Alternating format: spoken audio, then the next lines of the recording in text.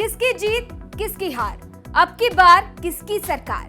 10 मार्च सुबह से लगातार पल पल का अपडेट, दिन भर सिर्फ और सिर्फ यूपी तक पर। यूपी समेत देश के 5 राज्यों में 7 मार्च को चुनाव खत्म हो गया। इसी के साथ देश के कई शहरों में पेट्रोल डीजल की कीमतों में भी बढ़ोतरी की आशंका देखी जा रही है। हालांकि पिछले 3 महीने में सरकारी तेल कंपनियों ने तेल के भाव स्थिर रखे हैं, लेकिन अब दिल्ली सहित देश के 4 महानगरों में पेट्रोल डीजल के दाम में बढ़ोतरी की आशंका बताई जा रही है, क्योंकि पिछले कुछ महीनों से इसमें बढ़ोतरी नहीं हुई थी। पेट्रोल डीजल के दाम आने वाले दिनों में काफी बढ़ सकते हैं। इसकी मुख्य वजह है 5 राज्यों में चुनाव का होना और उसके बाद खत्म हो जाना। भारत में पेट्रोल डीजल की कीमतें और चुनाव को एक साथ देखा जाता है। इस ट्रेंड को देखते हुए मोदी सरकार चुनावों से ठीक पहले कीमतों में बढ़ोतरी से बचती रही है, लेकिन उसके बाद चुनाव खत्म होते ही मोदी सरकार तेल की कीमतों में लगातार बढ़ोतरी करती नजर आई है। इसकी वजह से पेट्रोल डीजल में 20 से 25 रुपए की बढ़ोतरी हो सकती है। उधर रूस और यूक्रेन में हो रहे युद्ध की वजह से भी कच्चे तेल का भाव रिकॉर्ड स्तर पर पहुंच गया है। ग्लोबल मार्केट में कच्चे तेल यानी ब्रेंट क्रूड के दाम $140 प्रति बैरल को पार कर गए हैं। दिसंबर 2021 में क्रूड का औसत मूल्य 73 रुपए के करीब था, यानी कच्चे तेल की कीमत करीब दोगुनी हो चुकी है। लेकिन पेट्रोल डीजल के दामों में बढ़ोतरी नहीं हुई है। इसलिए एक्सपर्ट के मुताबिक कच्चे तेल के दाम चढ़ने से सार्वजनिक क्षेत्र की तेल कंपनियां Indian oil corporation, Bharat petroleum और हिंदुस्तान पेट्रोलियम को पेट्रोल डीजल पर 15 से 20 रुपए प्रति लीटर का घाटा उठाना पड़ रहा है। क्रूड ऑयल का दाम लगातार बढ़ने से कंपनियों का घाटा भी लगातार हो रहा है। लेकिन सवाल ये कि अब क्रूड ऑयल के दाम बढ़ते कैसे हैं, तो ये भी आपको समझाते हैं। 24 फरवरी 2022 को यूक्रेन पर रूस ने आक्रमण करना शुरू किया। दुनिया भर में शेयर बाजार धाराशायी हो गए, सोने की कीमतें भी बढ़ गई और क्रूड ऑयल रिकॉर्ड लेवल पर पहुंच गया। युद्ध वाले दिन क्रूड करीब $100 पर कारोबार कर रहा था, जो अब $140 तक पहुंच चुका है। रूस ऑयल और नेचुरल गैस का बड़ा उत्पादक है।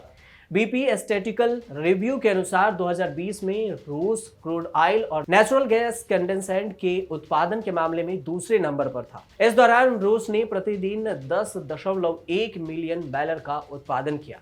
रूस के आक्रमण के कारण कई पश्चिमी देशों ने रूस पर कड़े प्रतिबंध लगाए। इसी वजह से क्रूड की आपूर्ति को लेकर भी अनिश्चितता और दाम लगातार बढ़ रहे हैं। भारत क्रूड ऑयल की 85% से ज्यादा आपूर्ति के लिए अन्य देशों पर निर्भर करता है। रूस के तेल एक्सपर्ट का लगभग आधा, करीब 25 लाख बैरल प्रतिदिन Germany, Italy, Netherlands, Poland, Finland, Lithuania, Greece, Romania और बुल्गारिया सहित यूरोपीय देशों को भेजा जाता है।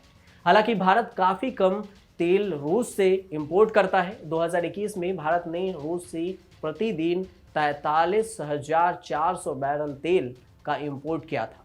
ये भारत के तेल इंपोर्ट का केवल 1% है। रूस पर लगी पाबंदियों की वजह से भारत की तेल सप्लाई तो ज्यादा प्रभावित नहीं होगी, लेकिन क्रूड के दाम बढ़ने का सीधा असर हो सकता है। एक्सपर्ट का मानना है कि महंगाई को काबू करने के लिए सरकार पेट्रोल डीजल पर लगने वाले टैक्स, एक्साइज ड्यूटी में कटौती कर सकती है। केंद्र सरकार ने कोरोना की पहली लहर में 2 बार में पेट्रोल डीजल पर लगने वाले एक्साइज ड्यूटी में 15 रुपए प्रति लीटर की बढ़ोतरी की थी।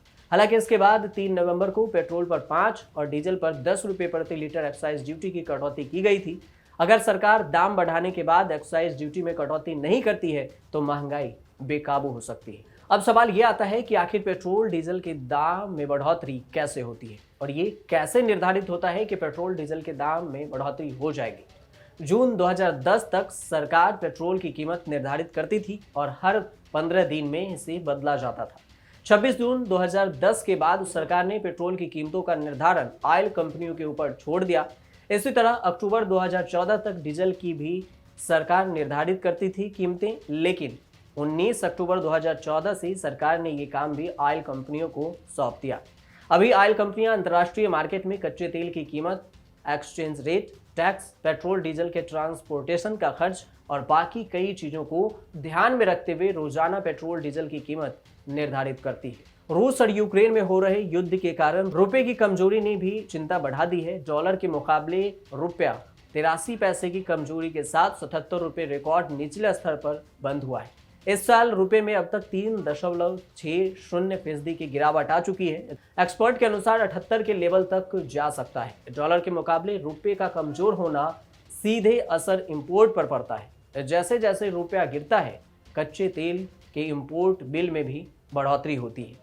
इसलिए ऐसा माना जा रहा है कि अब 10 को रिजल्ट है और उससे पहले या उसके बाद में पेट्रोल डीजल के दामों में बढ़ोतरी हो सकती है। उसमें भी 20 से 25 रुपए की बढ़ोतरी सरकार कर सकती है।